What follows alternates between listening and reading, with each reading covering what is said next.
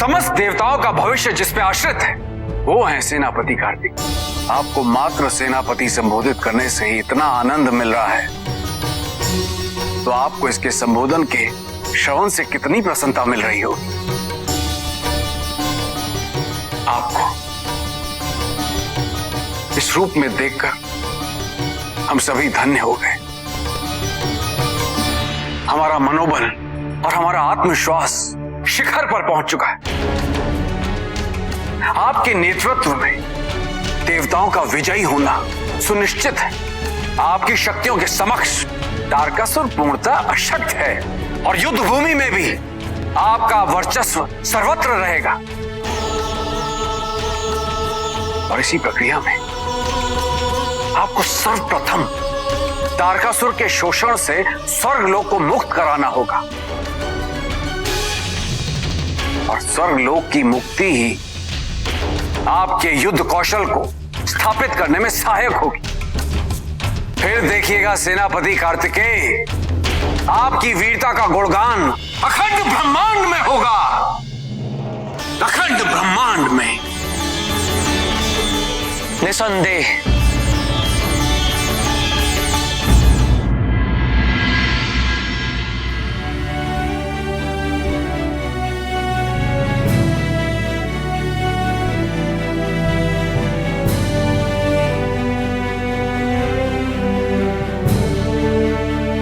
माता आज कितनी प्रसन्न है। अरे मूर्ख, इसी प्रसन्नता का तो लाभ हमें मिला है।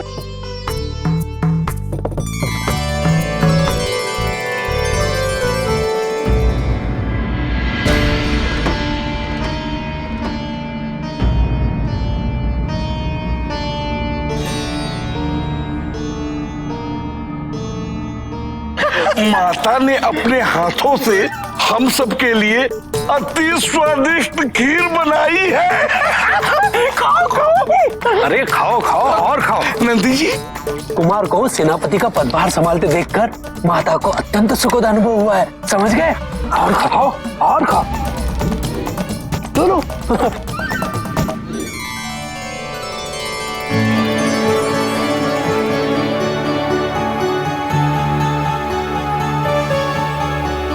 अभी तो मैंने सेनापति का पदभार संभाला है।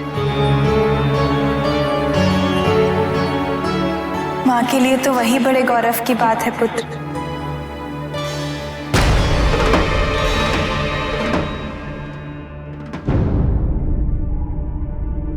मेरे कहने का तात्पर्य वो नहीं था। मैं तो ये कहना चाहता हूं कि प्रत्येक युद्ध के पश्चात आपको खीर बनाने का अवसर प्राप्त होगा, क्योंकि सेनापति कार्तिकेय के नेतृत्व में कोई भी सेना अदम्य है, अजेय है। मेरी अप्रतिम ऊर्जा और शक्तियों के समक्ष कोई भी शत्रु पूर्णतः अशक्त है और युद्ध भूमि में मेरा वर्चस्व सर्वत्र रहेगा।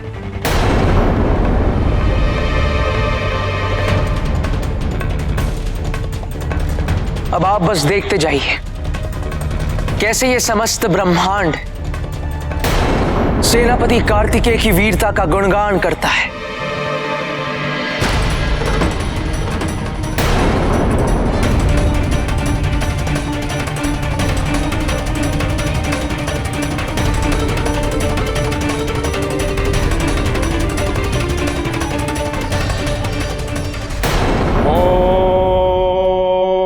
ब्रह्मणे नमः। ओम ब्रह्मणे नमः। ओम ब्रह्मणे नमः। ओम ब्रह्मणे नमः। यदि ये ऐसी एकाग्रता से तप करता रहा तो ब्रह्मदेव से वरदान प्राप्त करके ही रहेगा। भय इसका नहीं है इंद्रदेव कि ये ब्रह्मदेव से वरदान मांग लेगा। भय तो इस बात का है कि ये ब्रह्मदेव से कौन सा वरदान मांगना चाहता है।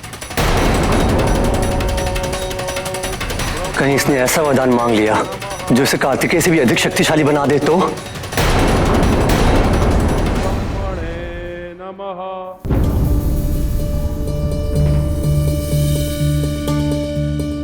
सेनापति कार्तिकेय,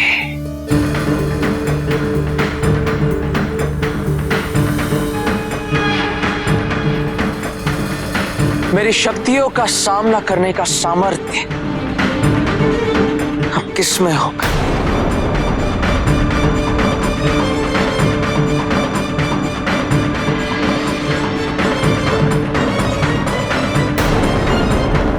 कुमार, आप यहां? मैं आपकी प्रतीक्षा अभ्यास क्षेत्र में कर रहा था।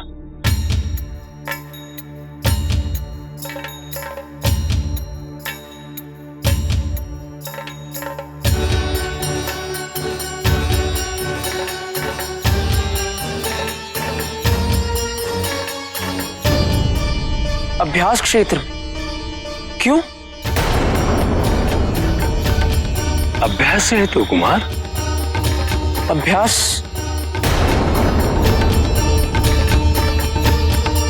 ये अस्त्र शस्त्र देख रहे हैं आप? ये सभी मेरे। सुना नहीं आपने? मेरा प्रशिक्षण अब पूर्ण हो चुका है। संपूर्ण योद्धा बन चुका हूं मैं। और देवताओं के सेनापति से आप अभ्यास कराएंगे? किंतु कुमार, मेरी ये असीम ऊर्जा अभ्यास हेतु व्यर्थ करने के लिए नहीं। अभी तो मुझे तो इसका संचय करना चाहिए।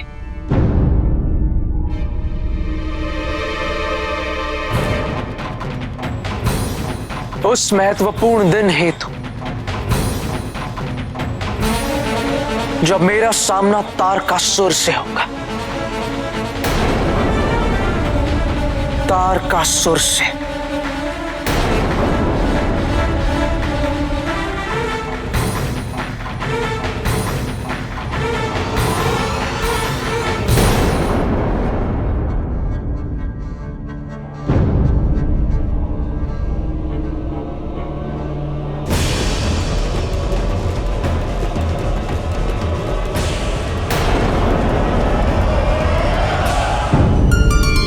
प्रणाम ब्रह्मदेव।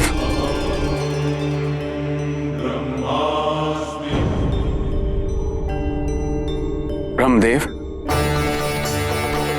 उस दुष्ट तारकासुर को कदापि कोई वरदान मत दीजिएगा। वो हमारी समस्या को और जटिल बनाना चाहता है। किंतु इंद्रदेव, अब मैं चाह के भी ऐसा नहीं कर सकता। यदि उसने अपना तप सफलतापूर्वक संपन्न कर लिया है तो मुझे वरदान देना ही पड़ेगा। किंतु ब्रह्मदेव, वो नहीं इंद्रदेव, संपूर्ण त्रिदेव इस नियम के अधीन है। कोई भी इसका उल्लंघन नहीं कर सकता। तारकासुर के तप का फल उसे अवश्य मिलेगा।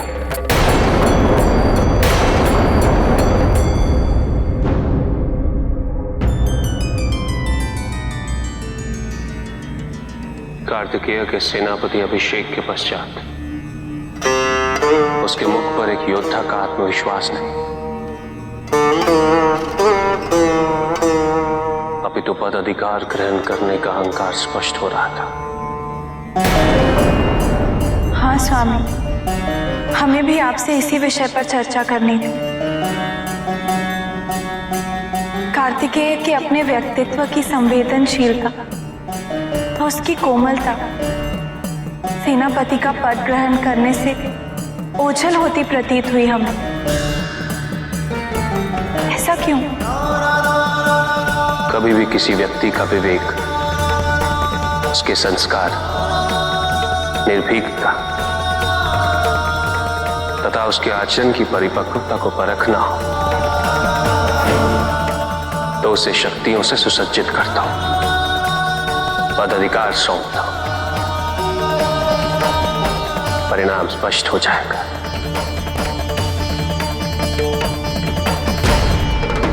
प्रायः सब एक ही भूल करते हैं, ये समझने की भूल कि पदाधिकार प्राप्त करते ही उन्होंने प्रत्येक उत्तरदायित्व से मुक्ति प्राप्त कर ली,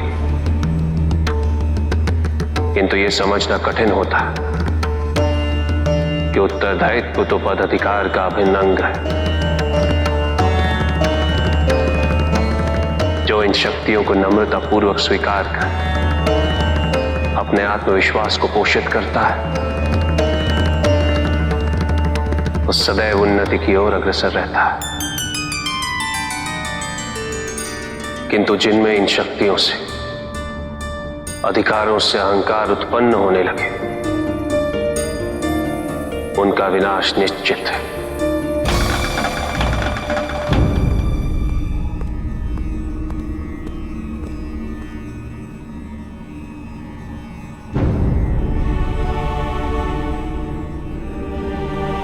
आज का अभ्यास पूर्ण हुआ नंदी?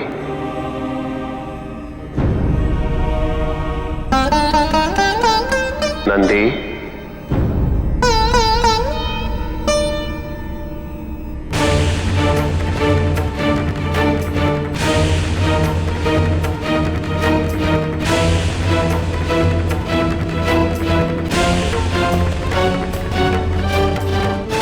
मेरा कार्तिकेय से स्वयं बात करना अति आवश्यक है।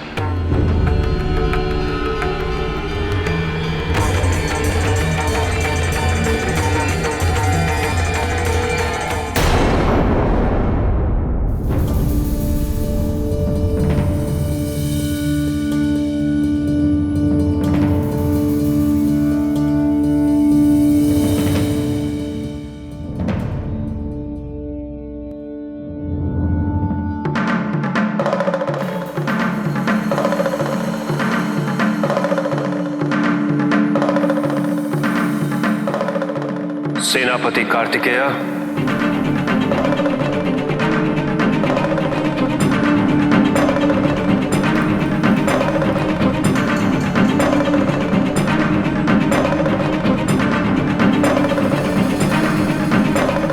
मेरा नमन स्वीकार कीजिए पिताजी।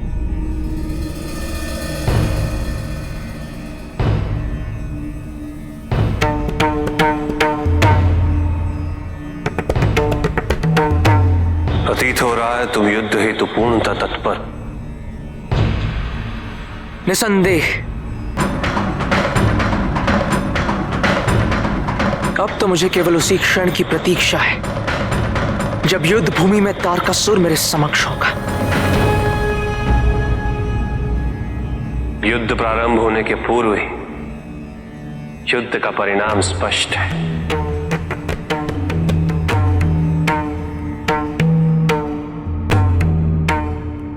मुझे पूर्ण विश्वास है तारकासुर को तुम्हें पराजित करने में तनिक भी कठिनाई नहीं होगी।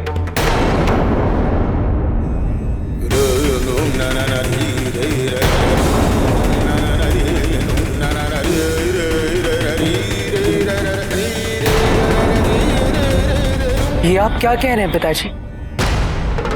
मैं तो केवल उसी का वर्णन कर रहा हूं जो प्रत्यक्ष है, जो सब देख सकते हैं केवल तुम्हें छोड़ के। अपनी लगन, निष्ठा और क्षमता से तुम सेनापति का पद ग्रहण करने योग्य बन गए, किंतु तुम भूल रहे हो सेनापति का पद ग्रहण करने से युद्ध में विजय प्राप्त नहीं होती। ये सत्य है पिताजी कि प्रशिक्षण प्राप्त करने से पूर्व मुझे अपनी क्षमताओं पर विश्वास नहीं था, किंतु अभी तो मुझे अपनी शक्तियों और कुशलताओं पर इतना विश्वास है कि इस युद्ध में तो क्या, किसी भी युद्ध में मेरी विजय निश्चित है। आप चिंता ना करें पिताजी, महादेव और आदि शक्ति के पुत्र को कोई भी पराजित नहीं कर सकता, सिवाय अहंकार के।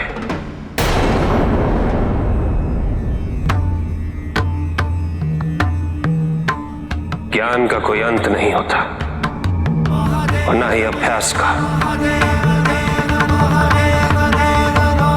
जिस दिन किसी व्यक्ति को यह विश्वास हो गया कि उसने सर्वज्ञता प्राप्त कर ली और उसे अभ्यास की आवश्यकता नहीं। वो उसके विवेक का अंत है। किंतु किसी और से युद्ध करने से पूर्व सर्वप्रथम तुम्हें अपने व्यक्तित्व की त्रुटियों से युद्ध करना होगा। उन पर विजयी पानी होगी और ये केवल अपनी कुशलताओं और शक्तियों के निरंतर अभ्यास से ही संभव हो सकता है। पिताजी, आपको अभी मुझ पर विश्वास नहीं है, किंतु मुझे अपने आप पर पूर्ण विश्वास है। विश्वास और भ्रांति में अंतर समझना आवश्यक है। आपकी भ्रांति दूर करने का एकमात्र उपाय मैं जानता हूं पिताजी।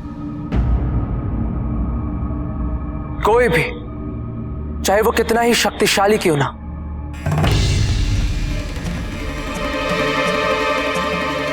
उसे मेरे समक्ष युद्ध हेतु बुलाए और कहिए कि मुझे पराजित करके दिखाए।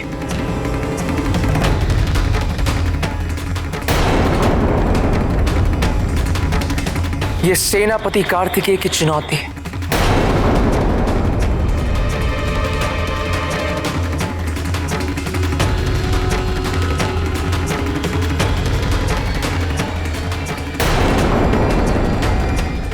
महान है देवराज, आप तो महान हैं। आपने तो शिव और शक्ति के पुत्र को भी नहीं छोड़ा। मैं तो केवल कार्तिकेय की प्रशंसा कर रहा था मुनिवर। हाँ, इसमें मेरा क्या दोष है? मैंने कब कहा कि इसमें आपका दोष है? अपराध है, अपराध। किसी को इतना उकसाकर उसके मन में अहंकार का बीजारोपण करना, ये तो मेरी मंशा कार्तिकेय को उकसाने की कदापि नहीं थी मुनि। देवराज, यदि आपके पास देने के लिए ज्ञान नहीं है तो मौन रहने में क्या कष्ट है? जो भी हुआ उसका परिणाम अच्छा नहीं हुआ। वो महादेव को, जो कि ना केवल उनके पिता हैं अपितु उनके गुरु भी हैं, उनको चुनौती दे बैठा है। अपने प्रशिक्षक नंदी का अपमान कर चुका है। अहंकार में इतना बेसुध हो गया है।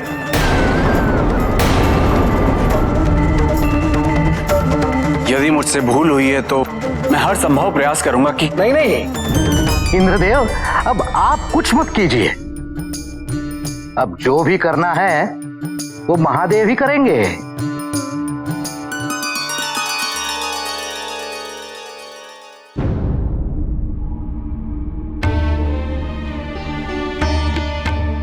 स्वामी कार्तिकेय में आए परिवर्तन से क्रोधित प्रतीत हो रहे थे। वो कार्तिकेय से बात करने गए तो हैं, किंतु नहीं, हमें विश्वास है कि कार्तिकेय अपने पिता की बात अवश्य समझेगा। अभी तो वो बालक है। जीवन के सत्य और तथ्यों से अवगत होने का अवसर ही कहाँ मिला है उसे। सहसा इतना बड़ा दायित्व सौंप दिया गया है तो भ्रमित होना संभव है। स्वामी, स्वामी क्या हुआ?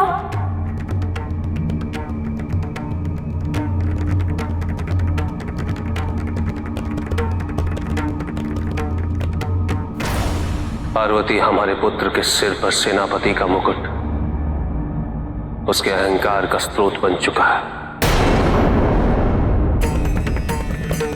अपनी शक्तियों से उन्मत्त होकर मर्यादा का उल्लंघन करने की ग्लानि तक उसके मुख पर नहीं थी। होती भी कैसे? उसे तो यह आभास भी नहीं कि वो किस भ्रम में है। क्या? नहीं, यह हमें स्वीकार नहीं है। हम अभी उसे उसकी भूल का आभास दिलाते हैं। उसे आपसे और नंदी से क्षमा मांगनी ही होगी। पार्वती,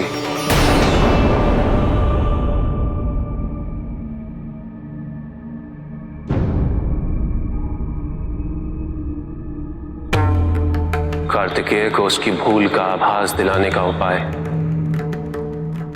स्वयं उसके अहंकार ने ही दे दिया है।